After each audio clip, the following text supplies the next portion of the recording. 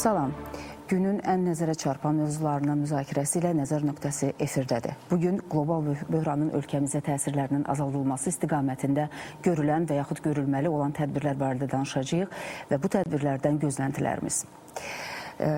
Qonaqlarımızı sizə təqdim edim. Oktay Haqverdiyev, Nazirlər Kabinetinin keçmiş şöbə müdürü, İqtisad elmləri doktoru, iqtisadçı ekspert, İqtisadiyyat Nazirinin sabiq müavini. Xoş gəlmişsiniz. Afiq Səfərov, Azərbaycan Respublikası Prezidenti yanında Dövlət İdarəçilik Akademiyasının məzunu, Azərsun Holding şirkətlər qrupunun ictimaiyyətlə əlaqələr və biznes inkişafına dəstək departamentinin müdürü. Xoş gördük. Və növbəti qonağımız Eynullah Fəthullayev, araşdırmacı jurnalist, haqqınaz, virtualaz.org saytlarının təsisçisi, İnsan Haqları Uğrunda İctimai Birliyinin sədri. Xoş gördük. Mövzu artıq sizə bəllidir. Qlobal iqtisadi böhranın Azərbaycana təsirləri artıq göz önündədir. Artıq manatın məzənnəsinin devalvasiyası haqqında kifayət qədər danışdıq və biz bunu artıq öz həyatımızda hiss eləyirik. Yaranmış vəziyyətdən çıxış yolları, atılan adımlar barədə elə aynısının efirində bir neçə gündür ki, ekspertlər, dövlət məmurları, millət vəkilləri danışırlar və açıq deyək ki, bəzən bu danışıqlarda, bu fikirlərdə ziddiyyətli məqamlar da olur. Və bununla bağlı müəyyən çaşqınlıqlar da yarana bilər. Ona görə də mən istərdim ki, biz bu situasiya ilk növbədə iqtisadi situasiyaya aydınlıq gətirməkdən ötürü ilk sualım Oktay müəllimə olacaq. Oktay müəllim, artıq görürsünüz ki, bölgələrdə də müəyyən etirazlar var, etiraz edən insanlar konkret problemlərlə, konkret tələblərlə çıxış eləyirlər. Onlar tutaq ki, maaşların gecikdirilməsi və yaxud qiymətlərin kəskin artımından narazıdırlar. Konkret problemlər də var. Tutaq ki, tütün və spirtli məmulatların satışı ilə bağlı dünən bilirsiniz ki, etirazlar oldu və o etirazın nəticəsində bəlli qərar qəbul edildi. Bu qadağa aradan götürüldü.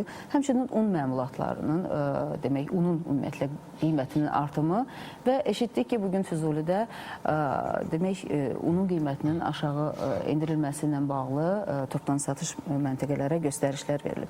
Yəni, belə bir anlaşılmazlıq yaranır. Yəni, bu qiymətlərin artımı sünidir, yoxsa indi hal-hazırda bunun endirilməsidir süni? Yəni, belə çıxır ki, etirazlar sonucunda məcbur olub belə bir qərarlar qəbul olundu, məcburi şəkildə. Bilirsiniz, məsələnin dərinliyinə baxanda sizin o sadaladığınız problemlər ki, rayonlarda olub, ayrı məsələlərlə əlaqəli, bunlar hamısı nəticədir.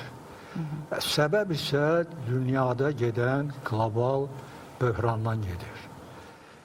Biz də vakumda yaşamırıq. Biz də bu dünya iqtisadi sistemin bir üzvüyük. İstər-istəməz bu bizə də toxunmalı idi. Xüsusilə ona görə ki, bizim iqtisadiyyat uzun illər neftdən, qazdan asılı olub. Bunun da qiyməti düşən kimi istər-istəməz, indi hamımız gördük də 15-ci ildə ilə qutardı. Ondan qabaqki ildə, 2008-ci ildə də bu məsələ çıxmışdı ortalığa. Yəni, uzun illər bu barədə danışdığımız ki, qeyri-neft sektorunun inkişafı sürətləndirilməsidir və s. Bunu dönə-dönə Cənab Prezident hər dəfə çıxışlarında deyir bunu. Artıq indi gəlib elə bir zamana çatmışıq ki, həmən bu proses, yəni qeyri-neft sektorunun inkişafı prosesi daha da sürətlə getməlidir. Bir də ki, məqsəd yönlü olmalıdır. Oktay müəllim, Prezident bu istiqamətləri müəyyənləşdirdi. Bu barədə biz dünən də danışdıq və kifayət qədər danışılıb. İndi bu istiqamətlərdə görülən konkret tədbirlərdən mən istərdim biz danışaq. Yəni, real olaraq bunun icrası ilə bağlı vəziyyət nə yerdədir? Bax, bugün danışanların əksəriyyəti malı, məli, yəni feilin arzu formasından daha çox istifadə edirlər. Amma başlayıbmı? Yəni, hal-hazırda nələr? Bilirsiniz, hələ ki bir gün keçib də bu söhbətlər hamısı, bir gündə işini olmur. Hər şeyi başlamaq lazımdır idarə etmədən. Bəli. Bizdə 20 dənə nazirlik var. Bir 6-7 dənə komitə var, hələ agentləri demirəm. Bunlar hamısı, misal üçün, Fransa kimi ölkədə cəmi 17 nazirlik var. ya hatta İngiltere'de 12 naziri var. Prezident də bu barədə dedi. Yəni demək istəyirəm ki, Müşavirədə. əvvəla bundan başlamaq lazımdır. İslahatlar başlananda gərək bundan başlayacaq. Bir də ki, insan faktoru var da. Burada kadr məsələsi də çıxır ortalığa. Yəni bunu misal hansısa nazirliyi ləğv elədin, bununla iş düzəlmir. Gərək onun kadrısını tapasan ki, gəlib profesional bu işi görə bilsin. Görün, misal üçün bu günləri o İsrailin o prezidentin çıxışında bütün sahələr üzrə istiqamətlər göstərdi.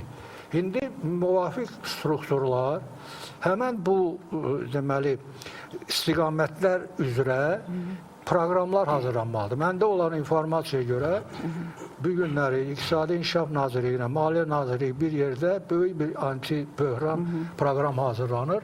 Yəqin ki, indi yaxın vaxtlarda bu da çıxar üzrə. Orada bütün sahələr toxunulacaq. Və yəni demək istəyirəm ki, bu nəzarətdən çıxmamış bir prosesdir. Yəni nəzarət edilir. Nəzarət edilir, ediləcək elə. Amma ki, burada hamı fikirləşməlidir ki, artıq bu cür ki, biz indiyə kimi yaşamışıq da, artıq belə yaşamaq olmaz. Gərək hər adam öz yorğanına görə ayağını uzatsın. Oqtay müəllim, yəni siz əsas yəni görüləcək addımlardan biri kimi səmərəsiz xərclərin azaldılmasını göstərdiniz. Yəni prezidentin söylədikləri ilə bu üst-üstə düşür. Daha hansı tədbirlərə əl atılmalıdır? Ümumiyyətlə süni qiymət artımının dayandırılması. Yəni bu istiqamətdə nə işlər görülə bilər? Eynilə mən istərdim söhbətə siz qoşulasınız. Çünki siz yəni ixtisasçı olmasanız da araşdırmacı, jurnalistsiniz və jurnalist olaraq bu mövzunu kifayət qədər uzun müddətki diqqətdə saxlayırsınız. Necə görürsünüz bu situasiyanı? Necə qiymətləndirirsiniz? Yəni biraz dəqiqləşdirim. Bəzən biz bayaq söylədik ki, yəni yerlərdə insanlar müəyyən qiymət artımına etiraz edirlər. Amma düşünürəm ki, bu etirazların daha bir səbəbi onların kifayət qədər məlumatlı olmamasıdır. Yəni insanlarda biraz qeyri-müəyyən situasiya, hisslər yaranır ki, bunların elə taleyini manat kimi, üzən manat kimi taleyin ixtiyarına buraxılıbdır. Bu işlə məşğul olan yoxdur. Varsa bu işlə məşğul olan gəlin bugün məlumatlandıraq. Yəni bu böhrandan necə çıxmaq? Bilirsiniz, prezidentin rəhbərliyi ilə, sədri ilə keçirilən Nazirlər Kabinetinin son iclasına diqqətlə baxsanız, belə bir nəticə hasil olunur ki, bu məmləkətdə elə yeganə işləyən prezidentdir. Və bəzən hökumətin, nazirlərin, bütövlükdə icra aparatının bütövlükdə deməli funksiyalarını yerinə yetirən də tək prezidentdir. Yəni burada ilk növbədə məsələ hökumətin funksionallığından gedir. Bax, bugün ekstraordinar bir hadisə baş verir. Deyək ki, bir neçə rayonda müəyyən əhalinin müəyyən kəsimləri narazılıq, narahatlıq ifadə ediblər. Diqqət yetirin. Məsələn, həmin bölgələrə hansı nazir gedibdir? Hansı komitə sədri gedib? Yəni, məgər prezident gərək həmin, deyək ki, nazirlərə, komitə sədrlərə və yaxud millət vəkillərinə və yaxud, deyək ki, lap elə ictimai fəallara bir göstəriş versin ki, gedin, əhali ilə görüşün, izah edin. Bilirsiniz, insanlara yaranmış situasiyanı izah etmək lazımdır. Bəlkə deməyə sözləri yoxdur. Yox, deməyə sözlər çoxdur. Deməyə sözlər çoxdur. Konkret unla bağlı, unun qiymətinə bağlı xatırlayırsınızsa, yəni millət vəkili digər həmkarlarına müraciət etdi ki, siz un istehsalçısısınız, siz bunu edə bilərsiniz. Qiymətin yəni tənzimlənməsini. Digər tərəfdən taxıl fondunun rəhbəri də deyir ki, bizə kifayət qədər taxıl var və yəni un ehtiyacı olmayacaq və qiymətlər qalxmamalıdır.